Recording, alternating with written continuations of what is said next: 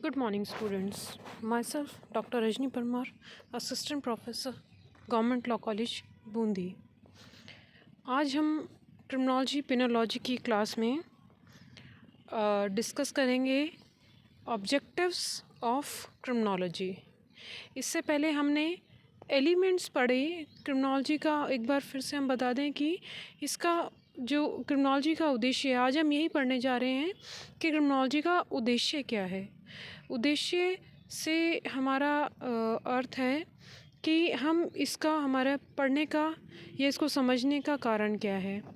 पहले हमने जो है इंट्रोडक्शन में भी बताया था कि क्रिमिनोलॉजी में हम क्राइम और क्रिमिनल्स के बारे में पढ़ते हैं, ठीक है। फिर क्राइम क्या होता है, क्रिमिनोलॉजी को समझने से पहले हमें क्राइम के बारे में पता होना चाहिए कि क्राइम क्या है, और उसके बाद फिर क्रिमिनल के बारे में। तो ये क्रिमिनोलॉजी का हमारा जो ऑब्जेक्ट है ये यही है कि हमें क्रिमिनोलॉजी हम तभी डेवलप कर सकते हैं, इस सब्जेक्ट को हम तभी डेवलप कर सकते हैं जब हमें इसके बेसिक कंटेंट जो हैं, इसके कंपोजिशंस हैं, क्या है, क्राइम और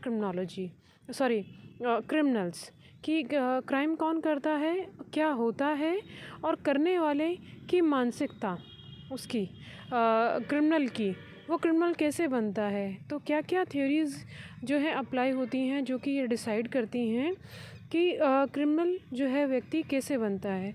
क्योंकि हम इस जो है रिजल्टेंट पे नहीं पहुंच सकते हम जब तक कि हम ये ना जानें कि उसने कैसी मानसिकता से या किन सर्कमस्टांसेस में उसने वो क्राइम किया है। तो हमारा जो क्रिमिनोलॉजी का ऑब्जेक्ट है वो यही है कि हम पहले ये समझें कि क्राइम क्या होता है और क्रिमिनल्स जो हैं वो क्या होते हैं और किन किन सर्कमस्टांसेस में वो क्रिमिनल्स बनते हैं। यहाँ पे डिफरेंट क्रिमिनोलॉजिस्ट हैं, जैसे गैरी फेलो है या बेकेरिया हैं। आगे हम स्कूल्स में पढ़ेंगे तो आप इन नामों से बहुत ज़्यादा फेमिलियर हो जाएंगे। डोनाल्ड टेफे है, ये कुछ सदरलैंड है, ये कुछ बड़े बड़े क्रिमिनोलॉजिस्ट हैं जो कि अपनी व्यूज़ देते हैं कि क्रिमिनल्स कैसे बनते हैं और किन सर्कमस्टांसेस में बनते हैं। तो हमारे पास क्रिमिनोलॉजी में जो पढ़ने के लिए हैं वो काफ़ी सारी चीज़ें हैं, जैसे कि क्योंकि इसके सिस्टम जो जुड़ा हुआ है वो क्राइम से, क्रिमिनल से, हमारे एडमिनिस्ट्रेशन सिस्टम से, कोर्ट से, उसके बाद कोर्ट से जो है जाके वो एग्जीक्यूशन उसका पनिशमेंट में जो है प्रिजन्स होते हैं, उसके बाद जेल्स जिनको बोलते हैं, बॉस्टल होम्स होते हैं आपके, जिनको कि सुधार गृह बोलते हैं। तो इस तरीके के जो हैं या ओपन जेल्स होते हैं। तो ये सारी जो हैं हमारे जो नई चीज़ें हैं ये कि भी आप पनिशमेंट दे रहे हैं तो पनिशमेंट किन सर्कमस्टांसेस में दे रहे हैं, क्यों दे रहे हैं, किस ऑफेंस के लिए आपने पनिशमेंट डिसाइड की है, जो कि आपके जेल में वो पनिशमेंट कंटिन्यू होगी, उसका एग्जीक्यूशन जेल में होगा, या डेथ पेनल्टी इम्पोज होगी, या फिर आपके जो है ये बॉस्टल होम में भेजना है उसको, क्या क्राइटेरिया है बॉस्टल होम में भेजने का, ओपन जेल का क्या सिस्टम है, फिर पैरोल क्या होता है, फरलो क्या होता है। ये सब पेनोलॉजी का पार्ट है जो कि कोर्ट की प्रक्रिया पूरी होने के बाद आपका जो है वो कंटिन्यू होता है।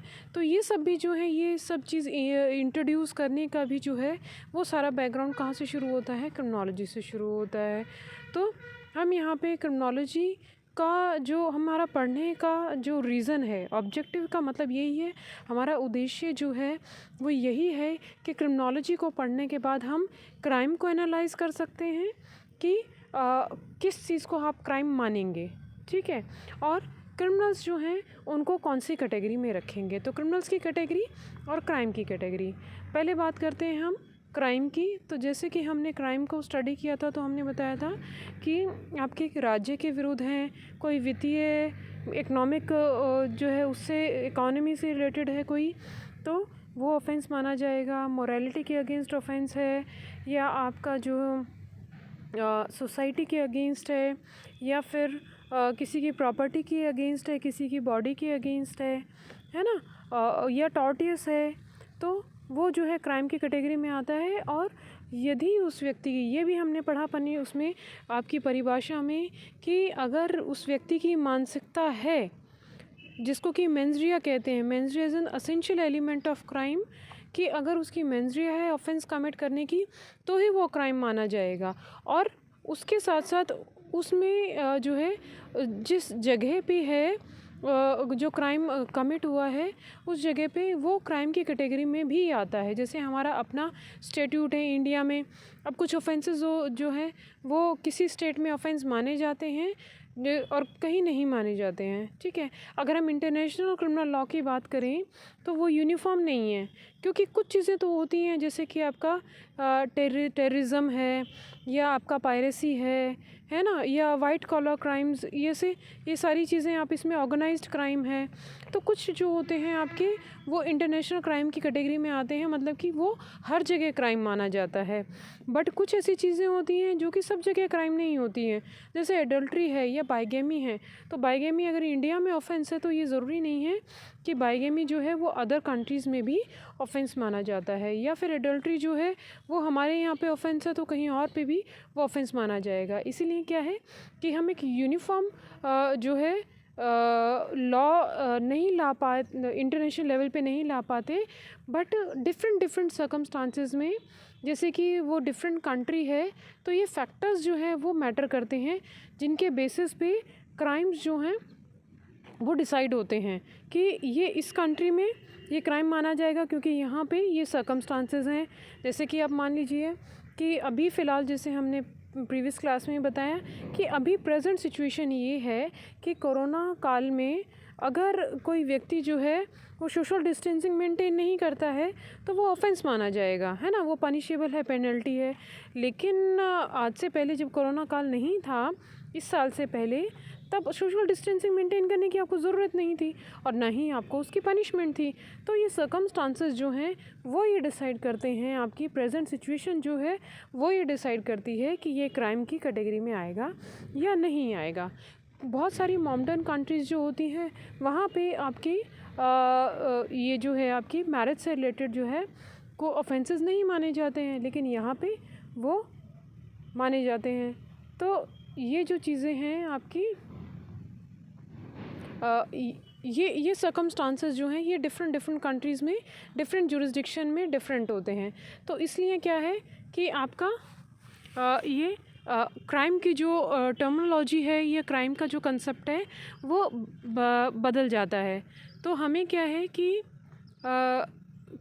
क्राइम को हमें क्रिमिनोलॉजी के थ्रू ये समझना है कि किन सर्कमस्टांसेस में आपका क्राइम जो है वो कंसिडर होता है और किन में नहीं होता है। तो ये सारे फैक्टर्स हम पढ़ेंगे कि जो आपके ज्योग्राफिकल जो कंडीशंस होती हैं, या फिर आपकी कोई जो है सोशलॉजिकल कंडीशंस होती हैं, या आपकी जो है कुछ स्टेट की कुछ अपनी जो है ऑब्लिगेशंस होती हैं, जिनके बेसिस पे आप क्राइम को डिसाइड करते हैं। और उसके बाद क्रिमिनल भी सर्कमस्टांसेस के अकॉर्डिंग बनता है कि वो क्रिमिनल कैसे है और किन सर्कमस्टांसेस में वो क्रिमिनल बना है। तो हमारा ऑब्जेक्ट क्या है क्रिमिनोलॉजी का, वो ये है कि हम ज़्यादा से ज़्यादा इसको क्राइम को जो है कर्ब करने की कोशिश करें, उसको रोकें, और वो किस तरीके से कि हम जो है क्राइम और क्रिमिनल को पहले समझेंगे और उसके बाद हम क्राइम को रोकने की कोशिश करेंगे और क्राइम और करप्शन जो है उसको रोकें। तो ये हमारे हैं ऑब्जेक्ट क्रिमिनोलॉजी को स्टडी करने के। आगे हम इसके स्कोप के बारे में पढ़ेंगे। Thank you so much for today. Will meet in the next class. Thank you.